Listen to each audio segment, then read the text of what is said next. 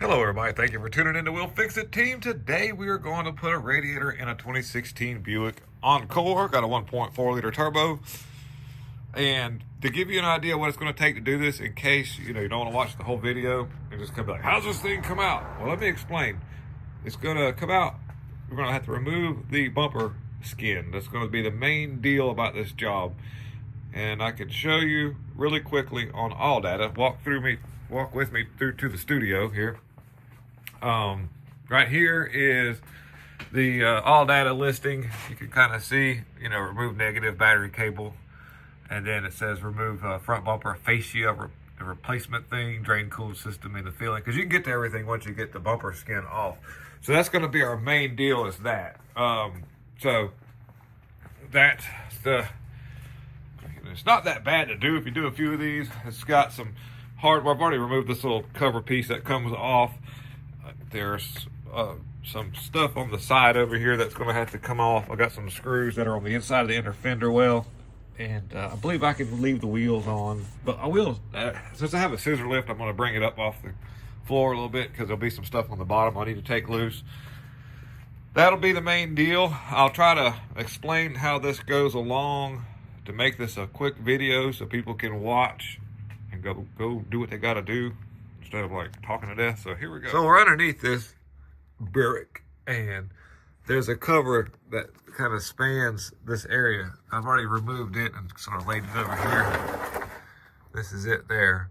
Again, I can, this scissor lift makes it really easy. I just laid some hardware that's left and right over here. And then there's some fasteners. There's one here, and you've got a little clip that's right there. I'm gonna take it off, that way this thing can sort of flop a little bit. Sorry about it being so close.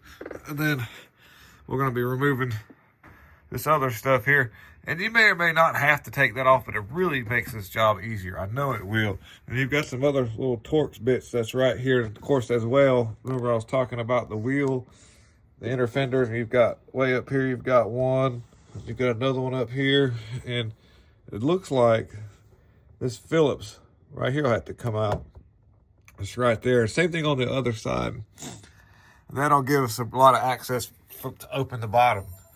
And so we'll do that. Then we can start working the top and pop the clips, pop it out of its little holes at the top. So let me answer this phone and we'll keep moving forward. So moving along with this, I ended up having to pull the wheels because I haven't had to put a radiator in one of these. So it's a little bit of a learning curve for both of us. But the split in the bumper goes in behind this piece here. And to get this piece off without tearing it all to crap, you need to take the inner fenders loose so that you can reach behind here with a pair of pliers and actually release these little clips, because not much holds that. Now, what I've run into is what's awful is somebody else has either had an accident with this thing or tried to attempt or done something to the front of this and not went through that procedure, and they've broken parts of the actual, this right here parts is supposed to have a clip here. It's gone.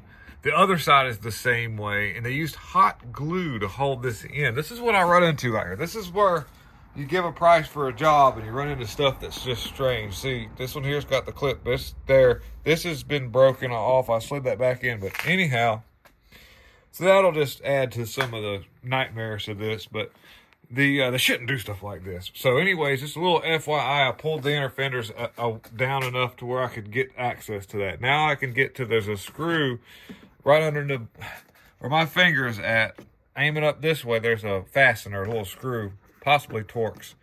I believe that's what that is. I can feel it. Take that out. You've got, I don't think this needs to come off because this will come off all as one, this piece on the front here.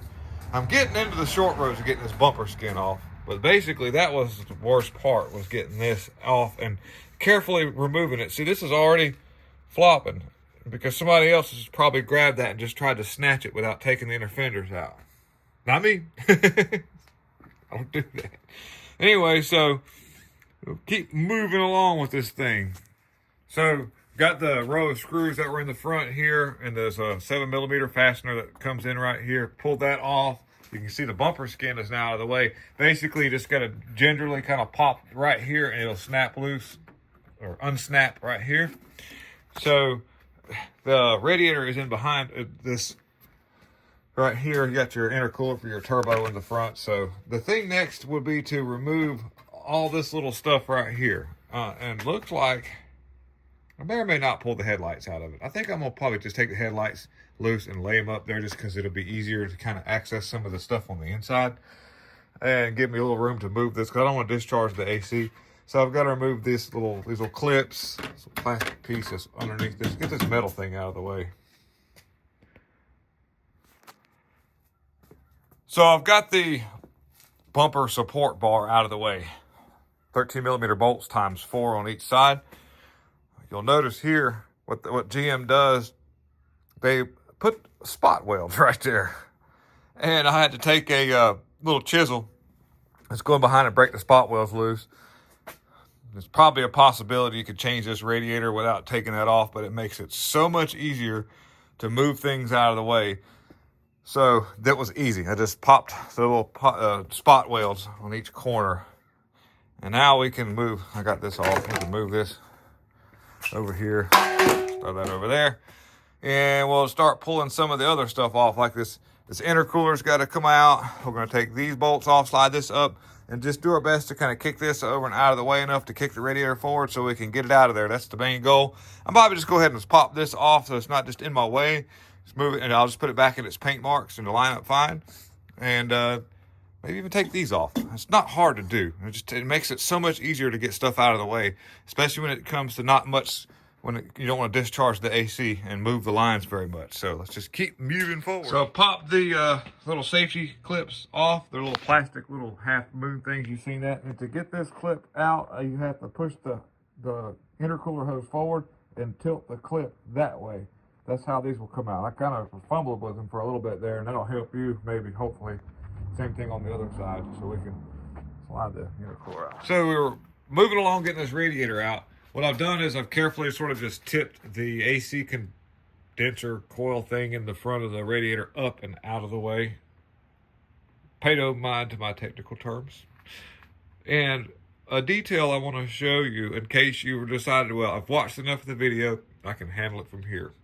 You need to check this one thing out. When you're filling this system up, the top of this radiator, you have a bleeder point. A lot of people don't even see that. I need you to know about this because you'll never get this thing full of coolant.